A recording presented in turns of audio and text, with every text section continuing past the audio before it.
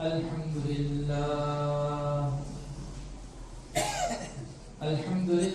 نحمده ونستعينه ونستغفره ونؤمن به ونتوكل عليه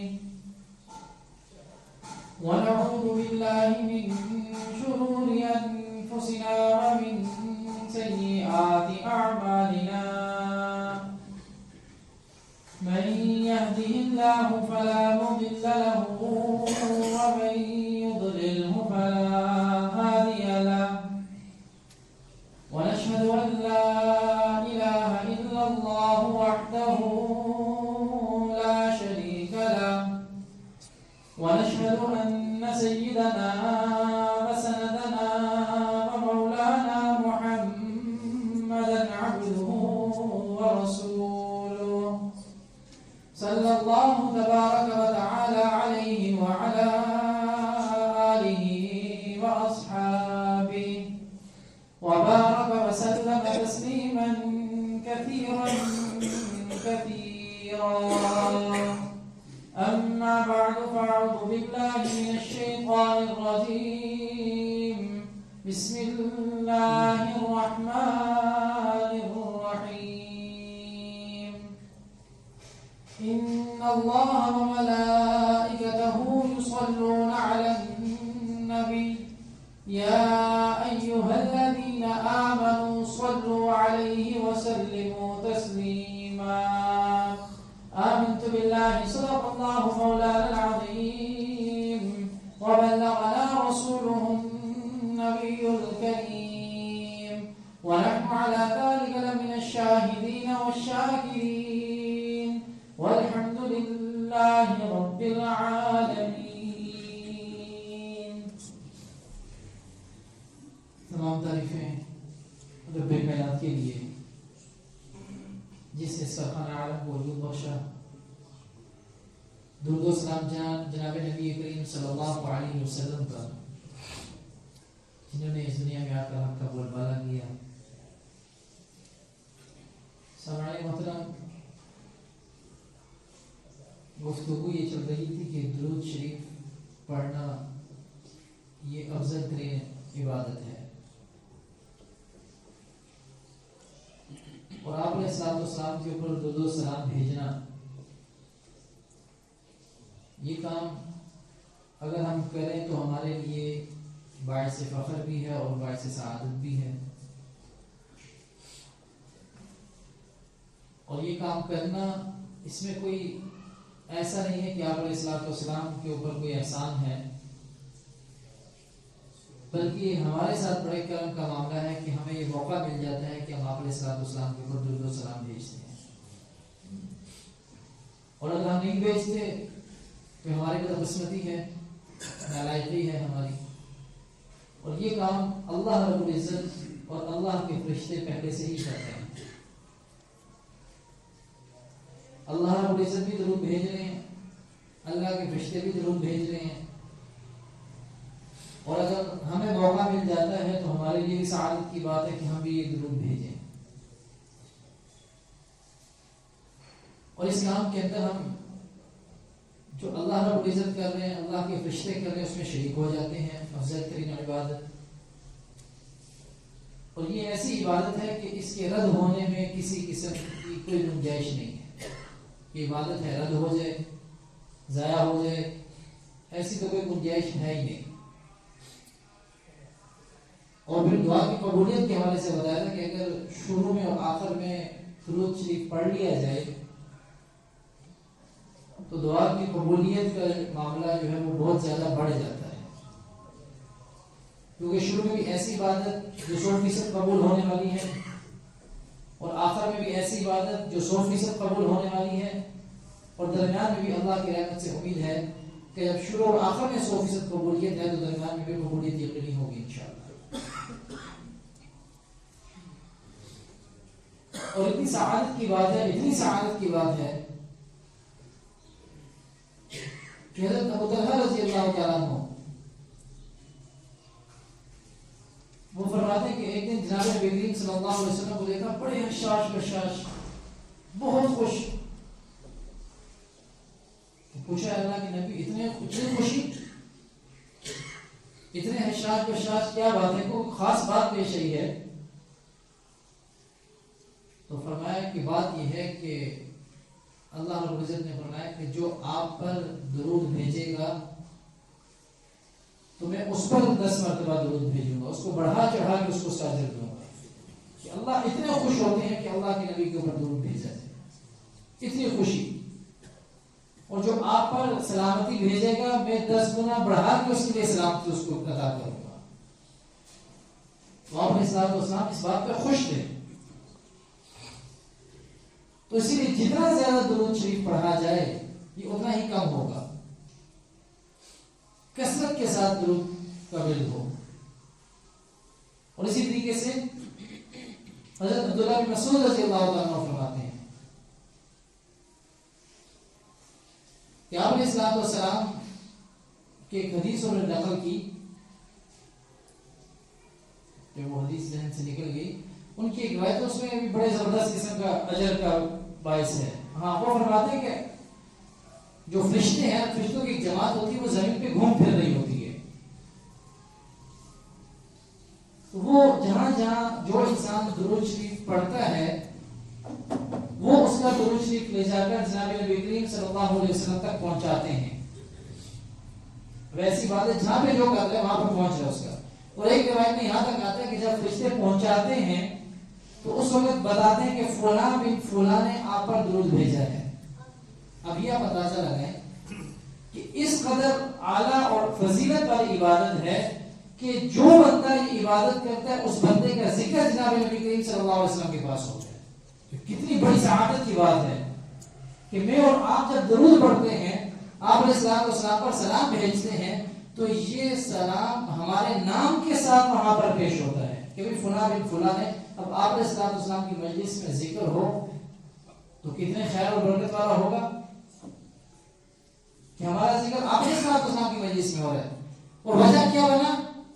وجہ یہ بنی کہ ہم نے درود و سلام بھیجا آپ علیہ السلام کو. اس لیے کثرت کے ساتھ، اگر ہم چاہتے ہیں ہمارا ذکر آپ کی محفل میں کثرت کے ساتھ ہو، ہمارا ذکر بار بار آپ کی مجلس کے اندر ہو، ہمارا ذکر بار بار آپ تک پہنچے ہمارے نام کے ساتھ، تو ہمیں درود شریف پڑھنا ہوگا. تو اس لیے اب ہمت ہے جس کی، جو جتنی ہمت کر کے اپنا ذکر وہاں پر جتنا زیادہ کروا لے. اس لیے ہر وقت کا یہ ایک ورد ہونا چاہیے.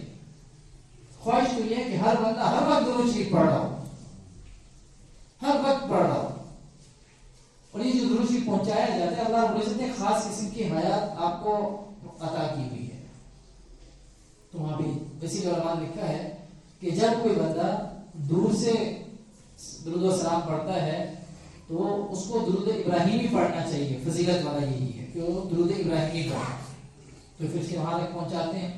اور جب آپ کے قبر مبارک پر جا کر کسی کو اللہ رب العزت ہمیں بار بار موقع نصیب فرمائے وہاں پر جائیں، تو وہاں پہ کوئی جا کے جب درود پڑھے تو اس کو پڑھنا چاہیے الصلوۃ والسلام علیک یا رسول اللہ. اس لیے کہ آپ علیہ الصلوۃ والسلام دور سے فرشتے پہنچاتے ہیں، جب قبر کے اوپر کھڑے ہو کے پڑھتے ہیں تو براہ راست آپ علیہ الصلوۃ والسلام اس کو سنتے ہیں. ایسی عجیب و غریب قسم کی عبادت ہے، بڑی نرالی قسم کی عبادت ہے کہ اگر ہم اس میں لگے رہیں تو. اور پھر اگر کوئی اس میں سستی کر لے، کوئی کوتاہی کر لے اس کے اندر، تو پھر معاملہ بھی بڑا سخت ہے. مشہور حدیث ہے، آپ علیہ السلام مسجد نبوی میں تشریف لائے، منبر کی پہلی سیڑھی کے اوپر قدم رکھا، فرمایا آمین. دوسری سیڑھی کے اوپر قدم رکھا، پھر فرمایا آمین. اور تیسری سیڑھی کے اوپر قدم رکھا، پھر فرمایا آمین. خطبہ دیا، خطبے سے فارغ ہوئے. صحابہ نے عرض کیا اللہ کے نبی بڑی عجیب بات ہے، آمین تو کہا جاتا ہے، کوئی دعا کرے اس کے اوپر بندہ آمین کہتا ہے. ہم نے آپ کو دیکھا کہ آپ نے پہلی سیڑھی کے اوپر قدم رکھا، فرمایا آمین. دوسری کے اوپر قدم رکھا، فرمایا آمین. تیسری کے اوپر قدم رکھا، فرمایا آمین. کس نے دعا کی تھی؟ دعا کیا تھی؟ یہ معاملہ کیا تھا؟ تو فرمایا کہ حضرت جبرائیل میرے پاس تشریف لائے اور فرمایا کہ جب پہلی دفعہ میں نے آمین کہا تو وہ یہ کہہ رہے تھے کہ جس شخص کو ماں باپ اس کی بڑھاپے کی حالت میں مل جائے، بڑھاپے کی عمر ہوگی ماں باپ کی، اور یہ شخص ان کی خدمت کر کے جنت حاصل نہ کر سکے تو اس کے لیے ہلاکت ہو۔ ماں باپ کی خدمت کر کے جنت حاصل نہ کر سکے تو اس کے لیے ہلاکت۔ وجہ کیا ہے؟ وجہ ہے کہ جب ماں باپ بڑی عمر کے ہو جاتے ہیں، عمر زیادہ ہو جاتی ہے، بڑھاپے کو پہنچ جاتے ہیں، تو وہ چھوٹی چھوٹی خدمت پر بھی بڑی دعائیں دیتے ہیں۔ جب انسان ماں باپ کی خدمت کرتے ہیں، ہلکی پھلکی کی خدمت کی، تو ان کے دل سے بڑی دعائیں نکلتی ہیں اور وہ دعا 100% قبول ہوتی ہے۔ اور ایک چیز اور بھی یاد رکھیے گا کہ ماں باپ کے بڑھاپے کا انتظار نہیں کرنا۔ یہ نہ ہو کہ ہم حدیث سننے کے بعد کہیں جی ٹھیک ہے بڑے ہو جائیں گے تو پھر خدمت کر لیں گے، ہم جو مرضی کرتے پھریں، ایسا نہیں ہے۔ یہ تو اس کے لیے ہے کہ اس نے خدمت بھی کی ہے پھر بھی جنت نہیں کما سکا، یہ تو اس کے لیے ہلاکت ہے۔ اور اگر جوانی میں ملتی ہے تو یہ بھی بڑی خوش قسمتی ہے۔ پہلے بھی واقعہ آپ کو سنایا تھا کہ بڑے مولانا صاحب سے سنا، انہوں نے فرمایا کہ میں مسجد سے نکلا، بیان کا میرا وہاں جا رہا تھا، تو ہے ایک بابا جی آئے اور انہوں نے اپنی ٹوپی اتار کے مجھے کہا کہ یہ دیکھو میرے ساتھ کیا حال کیا میرے بچے نے، اور اس کا سر زخمی تھا۔ مولانا کہتے میں تو جہاں جا رہا ہوں میں پریشان ہو گیا، میں نے کہا بابا جی اندر آ جائیں، روز چاروں قطار رو رہے ہیں۔ تو جب اندر آیا، اندر مسجد میں بٹھایا، اپنے کمرے میں بٹھایا، پوچھا بابا جی کیا ہوا؟ تو انہوں نے اپنے باقی جسم کے زخم بھی دکھائے کہ آج بچے نے میری خوب پٹائی کی ہے۔ یہ کتنی بدقسمتی ہے، جس کے لیے جناب نبی کریم صلی اللہ علیہ وسلم فرماتے ہیں کہ اگر وہ خدمت کرتے اور خدمت کر کے جنت نہ کمائے تو ہلاکت ہے۔ آپ نے فرمایا یہ دعا کیسی ہے کہ ممبر ہے مسجد نبی کا،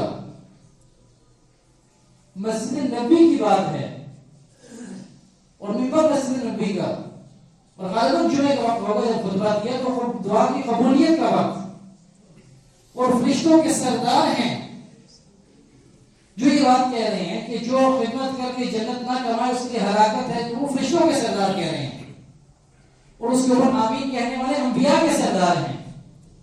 اس کی قبولیت کے اندر تو کسی قسم کا کوئی شک ہو ہی نہیں سکتا۔ لیکن معاف کیجیے گا، اس میں اگر بچوں کا کردار ہے غلط تو اس میں کہیں نہ کہیں والدین کی بھی غلطی ہے، انتہائی معذرت کے ساتھ والدین کی غلطی ہے۔ اب اس واقعے کا اگلا حصہ کہ بھئی کیوں مارا، وجہ کیا بنی؟ نافرمان ہے، بات نہیں سنتا، کچھ بھی کہوں تو آگے سے بہت سخت لہجے میں بات کرتا ہے۔ مولوی صاحب نے کہا بتائیں اس کو کرتا کیا ہے؟ کوئی دینی محفل میں، دینی ماحول میں بیٹھتا ہے، اٹھنا بیٹھنا اچھے لوگوں کے ساتھ ہے؟ ہاں نہیں۔ اچھا گھر کا ماحول بتائیں، ٹی وی، ڈش، نیٹ، اس طرح کی کوئی چیز موجود ہے گھر کے اندر؟ جی بالکل ہے۔ اچھا اس کی فیسیں کون ادا کرتا رہا؟ میں اپنی جیب سے ادا کرتا رہا۔ مولوی صاحب نے کہا بھائی اپنی بربادی کا سامان تو خود گھر رکھا ہوا ہے، اب شکایت میرے پاس لے کے کیا آئے ہو؟ نہ تو وہ دینی محفلوں میں بیٹھا، نہ دینی لوگوں کے ساتھ اٹھنا بیٹھنا ہوا، نہ اس طرح کی مجالس میں بیٹھا جہاں پہ ماں باپ کے ادب و احترام بتایا جاتا ہو، اور پھر سارا سامان بربادی کا گھر کے اندر رکھ کر خود اپنی جیب سے اس کی فیسیں ادا کرتے رہے ہو۔ پھر وہاں پہ ماں باپ کا ادب و احترام تو نہیں سکھایا جاتا۔ آج کل کے جو ڈرامے ہیں، فلمیں ہیں، جو کچھ بھی چل رہا ہوتا ہے اس کے اندر ماں باپ کا احترام کہاں سکھایا جاتا ہے؟ اس میں تو آج کل کے آج کی مشہوری کے علاوہ تو کچھ نہیں اس کے اندر۔ لڑکی جو ہے وہ بہنوئی کے ساتھ بھاگ کی، بہنوئی کا عشق کسی دوسری کے ساتھ چل رہا ہے، سسر اپنی بہو کے اوپر فدا ہے، بہو کسی اور کے اوپر فدا ہے، یہی کچھ چل رہا ہے۔ کیا ہے اس کے اندر؟ اس گند کو ہم گھر میں رکھتے ہیں اور پھر اس کا معاوضہ بھی ادا کرتے ہیں، 500,000 روپے فیس بھی دیتے ہیں، بھی ہمارے گھر کے اندر تم نے گند چھوڑا، اس کے پیسے بھی لگے، تمہاری بڑی مہربانی۔ اب جب بچے نافرمان ہوتے ہیں پھر کہتے ہیں یہ بڑی پریشانی ہے جی، بچے نافرمان، کیا بتائیں کیا کریں؟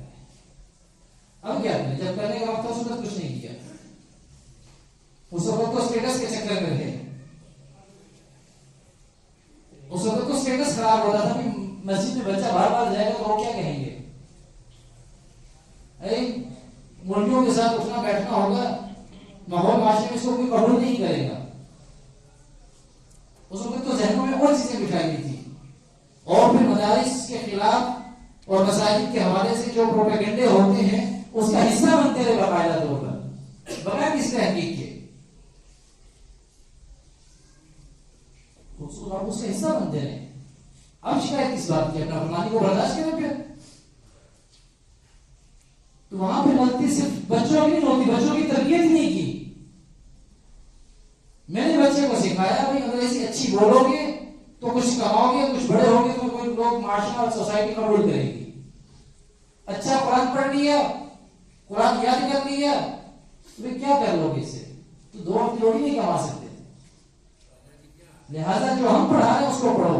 اور حالت یہی ہے کہ بچہ نازا پڑھنے کے آدھے گھنٹے دیا گا، اس میں بھی 15 منٹ لگے گا. 15 منٹ ٹیوشن کے ہیں جی باجی بہت ڈانٹتی مجھے ٹیوشن میں پہنچنا ہے. حقیقت ہے. اب پیپر شروع ہوگی، نازا قرآن ختم، نازا نہیں پڑھیں گے کیونکہ پیپر ہو گئے ہیں. اس ٹائم سے اس ٹائم تک باجی پڑھاتی ہیں. کل صاحب کا بھی وہی ٹائم ہے، ٹھیک ہے کل صاحب اللہ حافظ، جب تک باجی کا ٹائم آگے بھی نہیں ہوتا ہم آپ کے پاس نہیں آ سکتے. 100% ہے، کوئی سے انکار نہیں کرنا. میں کر سکتا ہوں، آپ کر سکتے ہیں. میں اپنے بچوں کے لیے بہت حساس ہوں کہ دنیا کی تعلیم حاصل کرتے ہیں، ماحول معاشرہ قبول کرتے. آپ اپنے بچوں کے حوالے سے حساس ہیں کہ ان کو یہ تعلیم آنی چاہیے. اس میں ہم سب اس عوام میں سارے ننگے ہیں. میں اپنے آپ کو الگ نہیں کر رہا. اس سے یہ بات اس لیے کر رہا ہوں، ہو سکتا ہے میرے دل میں بھی بات اترتے میں بھی اس کی کوئی فکر کر رہا ہوں. 100% یہ کچھ ہے. ہماری ترجیحات کے اندر قرآن اور حدیث ہے ہی نہیں. ہم اپنی ترجیحات کو دیکھ لیں. جب آپس میں تقابل آ جائے گا تو فوری طور پر ہم ترجیح 80 علوم کو دیں گے، اس کو چھوڑ دیں گے. بچے نے میٹرک کر لیا، ایف اے کر لیا، پھر قرآن کی کوئی 2 صورتیں اچھے طریقے سے لفظوں سے سنا سکتے ہو، یہ تو تم نے 10 سال لگا لیے وہاں پہ. اور یقین کریں قرآن کو ٹھیک پڑھنے میں 2 سے 2.5 سال حد ہے. بہت کم سال بچہ اتنے لگا سکتا ہے. یہ میٹرک تک پہنچ کے بھی انگریزی سے نہیں بول سکتا جس نے 1 کلاس میں بھی انگریزی پڑھنا شروع کی ہے. اس میں تو کم محنت لگتی ہے. صرف یہ ہے کہ اس کے ثمرات ہماری آنکھوں کے سامنے ہیں. بس ایک واقعہ سنا کے اس بات کو، موضوع تو یہ نہیں تھا، دوسری طرف چل نہیں تھا، ایک واقعہ سنا کے اس بات کو ختم کر. ایک صاحب ہمارے دوست ہیں، آج کل یہ برکو سکرابی صاحب جو شوگر کا اسپتال ہے وہاں پہ ایک قسم کی اس نے کی شریعت بھائی سے لگے ہوئے. تو اس وقت تقریبی طور پر ان کی کوئی ڈیڈ باڈی آئی باہر سے، تو یہ اس کو لینے کے لیے یہ بھی ایئرپورٹ گئے. ان کے اور عزیز رشتہ دار بھی وہاں پہ ایئرپورٹ پہ موجود تھے. اب ایک صاحب ان کے ساتھ کھڑے ہوئے ہیں اور ان سے سلام دعا ہوئی، رشتہ دار ہیں آپس میں. تو پوچھا جی آپ آج کل کیا کر رہے ہیں؟ انہوں نے کہا جی بس مدرسے میں ہوتا ہوں، پڑھ رہا ہوں.